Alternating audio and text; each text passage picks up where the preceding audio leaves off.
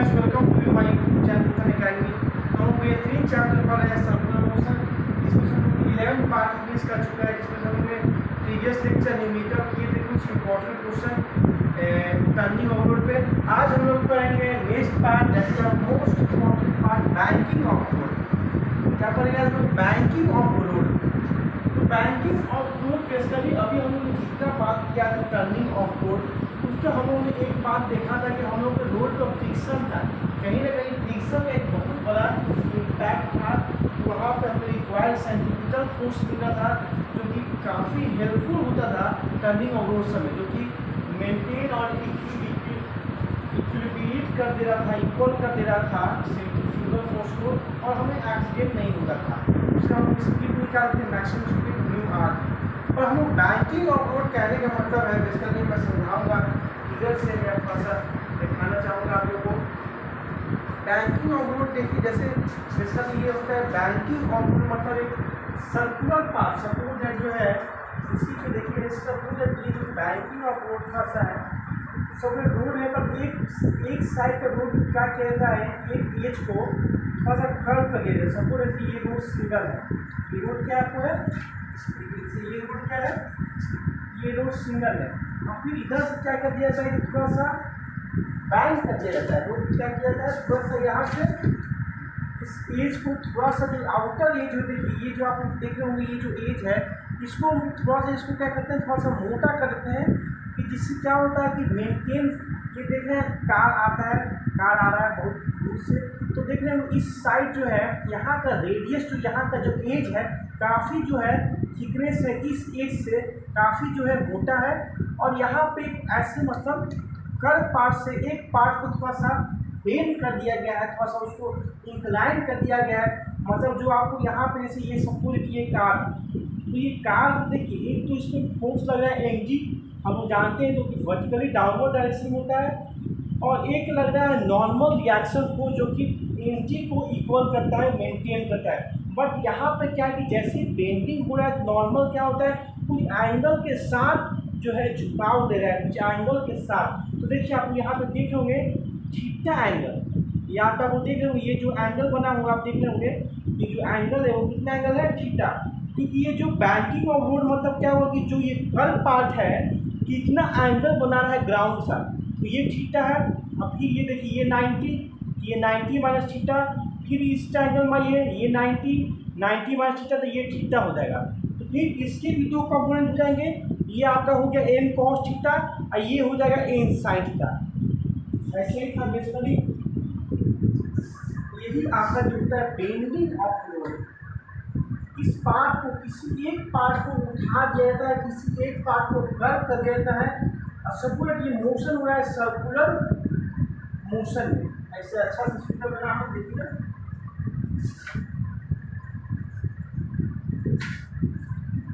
Circular ये ऐसे, और ये सर्कुलर मोशन हो रहा है, और यहाँ पे कार है, कोई ऑब्जेक्ट है, ठीक है।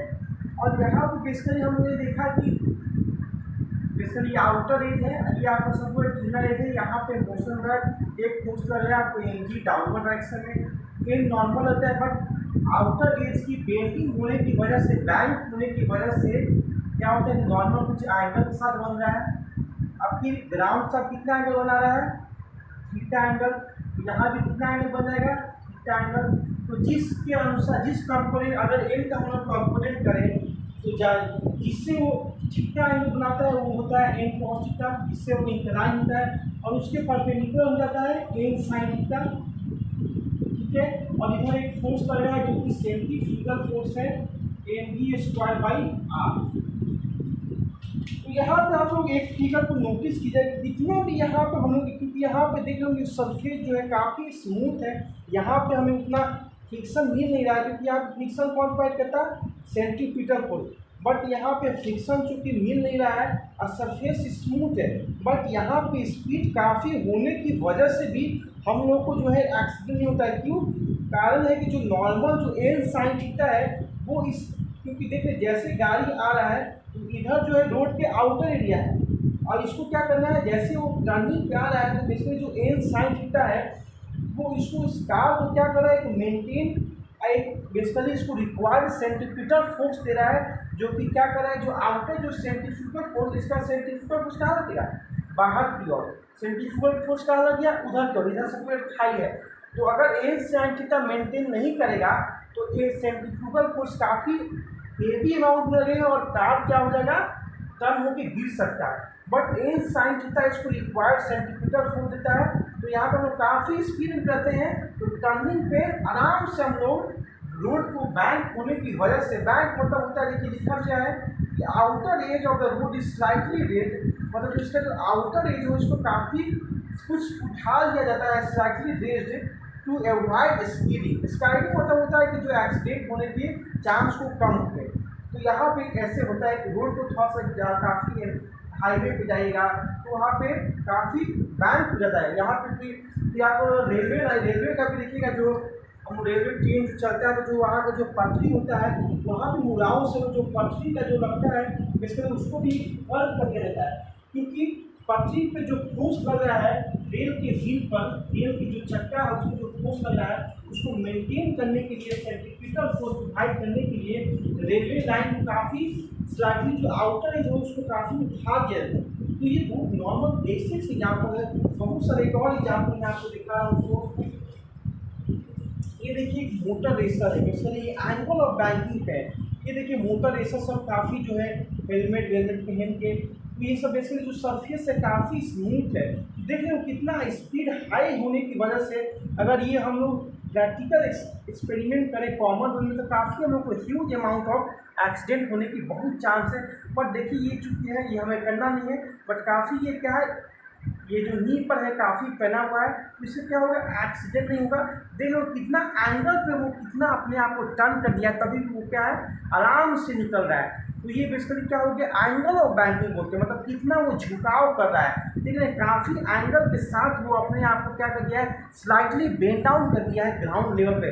क्योंकि जो मोटर रेसर वो सब है तो रेसिंग कर रहा है, तो रेसिंग कर रहा है टर्निंग पे उतना उसको टाइम नहीं कि वो ज़्यादा रेडियस को अपने आप बाइक को घुमाए, तो वो क्या कर रहा है कि छोटा ही से रेडियस में बस एंगल ज़्यादा ले रहा है और काफ़ी इक्विपमेंट भी पड़ा है कि उसको इक्विपमेंट भी पहना है कि उसको एक्सीडेंट नहीं हो।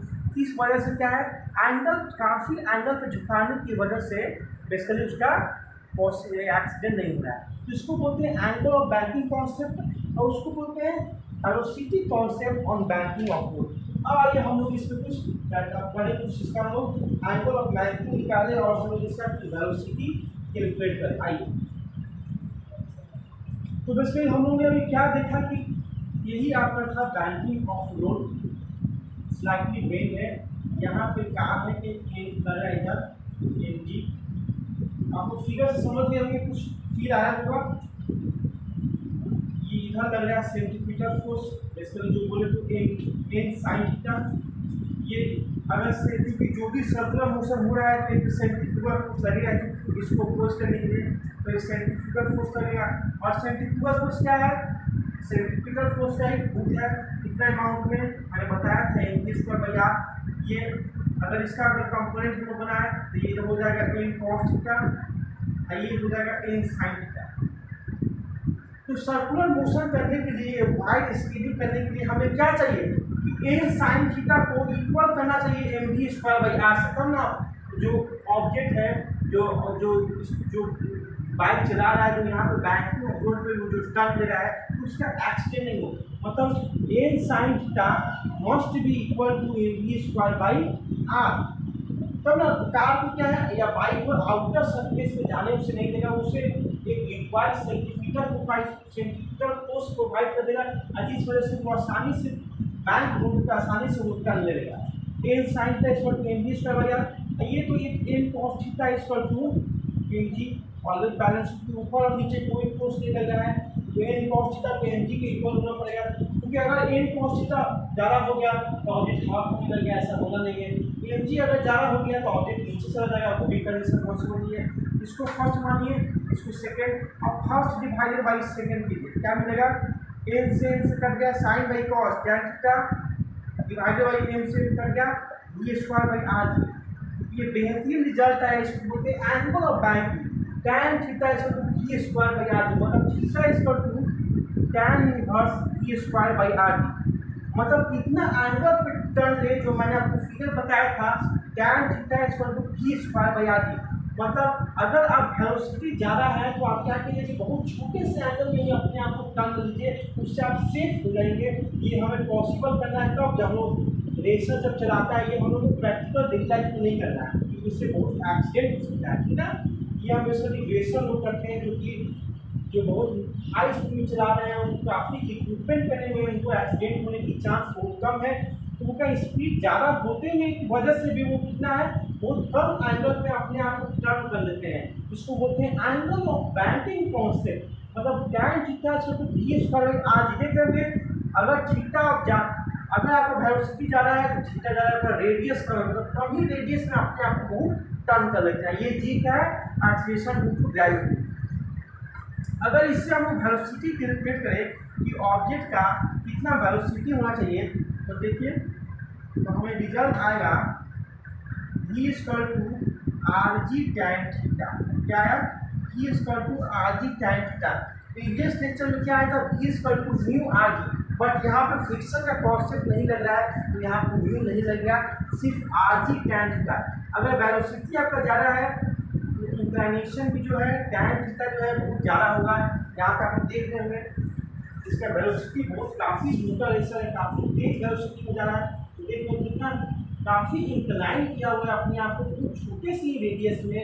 तो velocity directly proportional to tan theta और इनवर्सली प्रोपोर्शनल क्या होता है, बेसिकली रेडियस। कम से रेडियस में tan थीटा जो थीटा एंगल होता है वो रेडियस में इनवर्सली प्रोपोर्शनल होता है। ये आपका एंगल ऑफ बैंकिंग बेस से क्वेश्चन आते हैं हमारे एग्जाम एनडीए में, पोस्ट ग्रेड सीरीज में। ये फॉर्मूला को दिमाग में रखिएगा, इससे अच्छे लेवल के कॉन्सेप्चुअल क्वेश्चन खुद बनते हैं। tan थीटा पे और वेलोसिटी पे, वेलोसिटी बराबर R D into tan theta, directly to tan theta, directly to radius. अगर बात आती है, अगर कोई आपसे फॉर्मूला पूछे कि बताइए मैक्सिमम वेलोसिटी क्या होना चाहिए ऑब्जेक्ट का जब फ्रिक्शन हो, तो क्या फॉर्मूला बोलेगा, म्यू आर जी। अगर बात आती है कि जब वहाँ पे फ्रिक्शन का कॉन्सेप्ट नहीं लगेगा तो कौन सा फॉर्मूला लगेगा, under root R G tan theta. तो इससे हम लोग ये समझे कि हम लोगों ने क्या पढ़ा था कि जब टर्निंग और रोल हमें बताया था, जब फ्रिक्शन का कॉन्सेप्ट लगता है तो मैंने बताया था कि जब फ्रिक्शन हो तो बेसिकली हम क्या करते हैं, जब जनरल रोड है तो हम क्या करते हैं, अगर स्पीड ज़्यादा है तो हम लोग रेडियस ज़्यादा लेते हैं। उससे क्या होता है कि हमें रिक्वायर्ड सेंटीमीटर फोर्स मिल जाता है। फ्रिक्शन ज़्यादा होने की वजह से हमारा एक्सीडेंट कम होता है और सेंटीमीटर फोर्स कम हो जाता है। बट यहाँ पर जो वेलोसिटी का फॉर्मूला आया under root R G tan theta, तो इसमें बहुत सारी पॉसिबिलिटी है। अगर velocity equal to under root R G tan theta है, अगर कोई ऑब्जेक्ट का वेलोसिटी इससे ज़्यादा हो गया तब क्या कंडीशन हो सकता है, अगर ऑब्जेक्ट का वेलोसिटी इससे कम हुआ तो ये सब फील करने के चांस है। अगर ऑब्जेक्ट की वेलोसिटी इससे कम हो गया तो क्या क्या कंडीशन हो सकते हैं। तो फर्स्ट ऑफ ऑल बात करेंगे, अगर ऑब्जेक्ट का वेलोसिटी इससे ज़्यादा हो गया तो वेलोसिटी ज़्यादा होने की वजह से अगर रोड झुकाव पे है, इंक्लाइन पे है, तो बेसिकली वेलोसिटी ज़्यादा है, मतलब आप क्या ले रहे हैं, आपका रेडियस भी ज़्यादा होगा। By formula velocity equal to under root R G tan theta. अगर आप वेलोसिटी बढ़ा रहे हो तो आप अपना रेडियस भी बढ़ा रहे हो। रेडियस जहाँ बढ़ा रहे हैं तो आप अपना क्या करना है, सेंट्रीफ्यूगल फोर्स, सेंट्रीपिटल फोर्स को बढ़ा रहे हैं। रेडियस बढ़ाने का मतलब है कि आप सेंट्रीपिटल फोर्स को हेल्प कर रहे हैं, सेंट्रीपिटल फोर्स को। और जब सेंट्रीपिटल फोर्स को हेल्प कर रहे हैं तो वहाँ पे सेंट्रीफ्यूगल फोर्स कम हो रहा है और इस वजह से आपका एक्सीडेंट नहीं होगा इन बैंकिंग ऑफ रोड में। फिर आप सेकेंड केस में अगर आप वेलोसिटी से कम रखिएगा तो वेलोसिटी कम रखने का मतलब है कि आप क्या कर रहे हैं, रेडियस जो है काफ़ी कम ले रहे हैं। तो कम लेने की वजह से उसमें क्या कर रहे हैं, आपका एक्सीडेंट होने का चांस ज़्यादा है, मतलब आपका सेंट्रीफ्यूगल फोर्स बढ़ रहा है। तो सेंट्रीफ्यूगल फोर्स बढ़ रहा है, इस वजह से क्या हो रहा है, सेंट्रीपिटल फोर्स जो है इसको बैलेंस करने के लिए ज़्यादा कोई साइन थीटा लगा रहा है, तो इस वजह से भी आपका एक्सीडेंट नहीं होगा।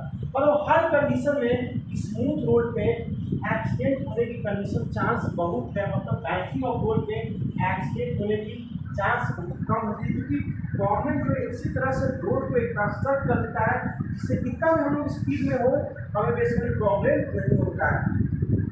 क्योंकि आप यहाँ पे इधर तो देख रहे होंगे जो कार यहाँ पे आ रहा है, बेसिकली बहुत सारे कार है, सबको बहुत हाई स्पीड में, बट बैंकिंग अप्रोच होने की वजह से यहाँ पे इसको एन साइन थीटा क्या बैलेंस कर रहा है, सेंट्रीफ्यूगल फोर्स को बढ़ने नहीं दे रहा है। तो मैं यहाँ पे बैलेंस कर, अगर सपोज एन साइन थीटा कम हो गया, एन साइन थीटा अगर कम हो गया मतलब सेंट्रीफ्यूगल फोर्स क्या हो गया, ज़्यादा हो गया।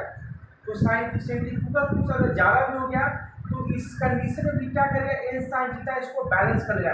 क्योंकि ज़्यादा कम होने का मतलब है कि अगर स्पेस ज़्यादा भी है तो अपने आप को ये बैलेंस करेगा। क्योंकि बैंकिंग ऑफ रोड में एक्सीडेंट होने की चांस बहुत नेगलिजिबल होती है, बहुत कम की पॉसिबिलिटी होती है, क्योंकि स्पेस ज़्यादा होता है। क्योंकि अगर हाई स्पीड में हो तो आप रेडियस ज़्यादा दे दो, अगर आप स्मॉल स्पीड में हो तो रेडियस कम नहीं काम करा लो। अगर कहीं ना कहीं जो स्मूथ रोड का कॉन्सेप्ट है, जो बैंकिंग ऑफ रोड का कॉन्सेप्ट है, उसमें एक्सीडेंट होने की चांस बहुत कम होती है, क्योंकि वो अपने आप को बैलेंस कर लेता है। अगर आप इस स्पीड से चलोगे तो कोई प्रॉब्लम नहीं है, एक स्टेट मतलब एक कांस्टेंट एंगल के साथ चलोगे तो कोई प्रॉब्लम नहीं है। तो कहीं ना कहीं बहुत बड़ा रोल प्ले करता है बैंकिंग ऑफ रोड। बेहतरीन कॉन्सेप्ट है जो हम लोग आज कम ही छोटे से समय पीरियड में हम लोग इसको कंप्लीट कर दिया है। अगर वीडियो को आप लोग शेयर कीजिए, लाइक कीजिए, अगर अच्छा लगे तो बिल्कुल आज हम इस टॉपिक को समाप्त कर लिए। हम अपना नेक्स्ट वीडियो मिलेंगे। तो बाय बाय, थैंक यू, जय हिंद।